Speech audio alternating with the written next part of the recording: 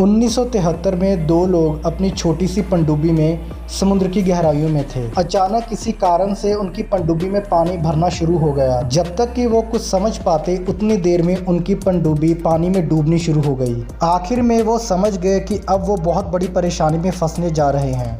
थोड़ी देर बाद उनको पता चला कि जो उनके पास ऑक्सीजन है वो उन दोनों के लिए सिर्फ 3 दिनों के लिए पर्याप्त है। काफ़ी मेहनत के बाद उन दोनों लोगों को बचाया गया और बचाने के बाद ये पता लगा कि उन दोनों लोगों के पास सिर्फ 12 मिनट सांस लेने की जितनी ऑक्सीजन थी। यही अगर थोड़ी और देरी होती तो शायद उनको ज़िंदा नहीं बचाया जा पाता। ये उन दोनों की हिम्मत थी या किस्मत, वीडियो में आगे बताऊंगा। अब जानते हैं कि ये दोनों लोग कौन थे, इनका नाम क्या था, ये समुद्र की गहराइयों में क्या कर रहे थे और इनको कैसे बचाया गया। बुधवार 29 अगस्त 1973 की सुबह की बात है।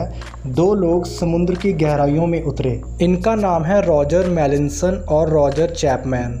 ये दोनों ट्रांस अटलांटिक टेलीफोन केबल नाम की केबल को समुद्र में बिछाने का काम कर रहे थे। ये केबल समुद्र के एक किनारे से लेकर दूसरे किनारे तक सिग्नल भेजने के काम आते हैं। वो दोनों दिन के 8 घंटे काम करते थे और वो 8 घंटे छोटी सी पनडुब्बी में बिताते थे। वो इस 6 फुट की डायमीटर वाली छोटी पनडुब्बी जिसे सबमर्सिबल कहते हैं उसे वो पानी की गहराइयों में लेके जाते थे।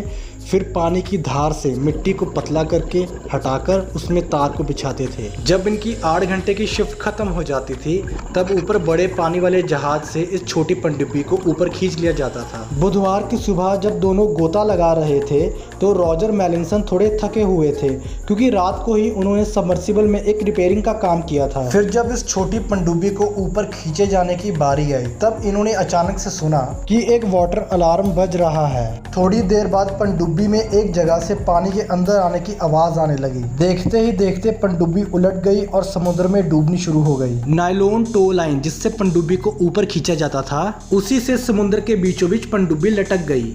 दोनों पायलट्स ने सबमर्सिबल के इंजन को तुरंत बंद कर दिया जिससे टोटली अंधेरा छा गया। अचानक टो लाइन केबल टूट गई और दोनों पायलट नीचे की तरफ गिरना शुरू हो गए। दोनों पायलट आने वाले समय के लिए अपने आप को तैयार करने लगे। अपनी टॉर्च का इस्तेमाल करके दोनों पायलट्स ने अपने आसपास की जगह का जायजा लिया और अपनी मदरशिप जो कि ऊपर बड़ा जहाज था उसको बताया। शुरुआती के कुछ घंटे दोनों पायलट्स ने सबमर्सिबल को चेक करने में बिताए। वो ये देख रहे थे कि कौन से दरवाजे से पानी लीक हो रहा था क्योंकि सारे दरवाजे वाटर टाइट थे। बाद में वो रेस्क्यू टीम के आने और बचाए जाने की उम्मीद करने लगे, साथ ही साथ तैयारी भी करने लगे। तैयारी वो इस चीज़ की कर रहे थे कि कैसे वो अपने आप को लंबे समय तक जिंदा रख सके। उन्हें पता था जिंदा रहने के लिए सबसे ज़्यादा ज़रूरी है ऑक्सीजन, और ऑक्सीजन बचाने के लिए उनको कम से कम शारीरिक हरकत करने की ज़रूरत थी, यानी कि कम से कम हिलना था और स्थिर रहना था जिससे ऑक्सीजन की कम खपत हो। यहाँ तक कि उन्हें बहुत कम बोलने की भी ज़रूरत थी। ऑक्सीजन की कम खपत हो। वो अपनी ऑक्सीजन टैंक से कार्बन डाइऑक्साइड गैस को काफ़ी समय बाद निकालते थे जिससे उनको सुस्ती पड़ने लगी और चक्कर आने शुरू हो गए। उन दोनों पायलट्स के पास सिर्फ एक सैंडविच और एक कैन नींबू पानी की थी।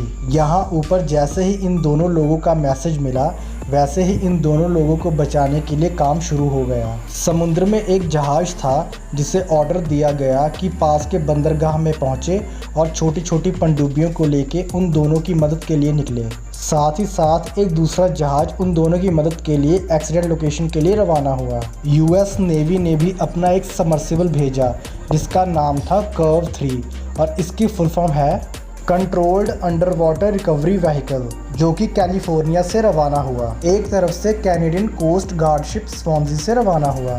शुक्रवार 31 अगस्त रात को 2 बजे रेस्क्यू मिशन शुरू हुआ। पीसीस 2 नाम की छोटी पनडुब्बी को रस्सी के साथ लॉन्च किया गया। किसी कारण से रस्सी टूट गई और उसकी वजह से इस छोटी पनडुब्बी को वापस ऊपर बुलाना पड़ा ताकि इसकी मरम्मत हो सके। पीसीस 5 नाम की एक दूसरी पनडुब्बी को भेजा गया उन दोनों पायलट्स को और उनकी पनडुब्बी को ढूंढने के लिए, लेकिन बदकिस्मती से पीसीस 5 को भी खाली हाथ वापस आना पड़ा क्योंकि उसकी पावर खत्म हो रही थी। पीसीस 5 को दोबारा लॉन्च किया गया और इस बार यह सक्सेसफुल रही और दोनों लोगों को ढूंढ लिया। पीसीस 2 सबमर्सिबल को दोबारा लॉन्च किया गया लेकिन इस बार फिर यह नाकाम रही क्योंकि इसमें लीक होने की वजह से पानी भरना शुरू हो गया था। उनमें से एक जहाज इलेक्ट्रिकल फॉल्ट होने की वजह से काम नहीं कर पा रहा था। पीसीस 5 नाम की छोटी पनडुब्बी जिसने उन दोनों लोगों को ढूंढा था उसे फिर वापस ऊपर बुलाना पड़ा। उन दोनों लोगों को फिर दोबारा वहां अकेले छोड़ दिया। शनिवार 1 सितंबर को पीसीस 2 सबमर्सिबल को दोबारा लॉन्च किया गया। इस बार इस छोटी पनडुब्बी ने जैसे तैसे करके उन दोनों की पनडुब्बी को रस्सी से बांध लिया। कर्व 3 पनडुब्बी ने भी उन दोनों की पनडुब्बी को रस्सी से बांध लिया। फिर इन दोनों की पनडुब्बी को ऊपर खींचना शुरू किया। जैसे ही उन दोनों की पनडुब्बी पानी में ऊपर आई, वैसे ही दूसरे डाइवर्स ने उन दोनों की पनडुब्बी के हैच को ओपन करने की कोशिश की ताकि उनको हवा आ सके, लेकिन उनके हैच को ओपन करने के लिए ही अलग से आधा घंटा लग गया। आखिरकार हैच खुल जाता है और उन दोनों को चैन की सांस आती है। उन्हें यकीन नहीं हो रहा था कि वो 84.5 घंटे से नीचे फंसे हुए थे और उनको बचाया गया है। बाद में ये पता लगा कि उनके पास सिर्फ और सिर्फ 12 मिनट और सांस लेने जितनी ऑक्सीजन थी।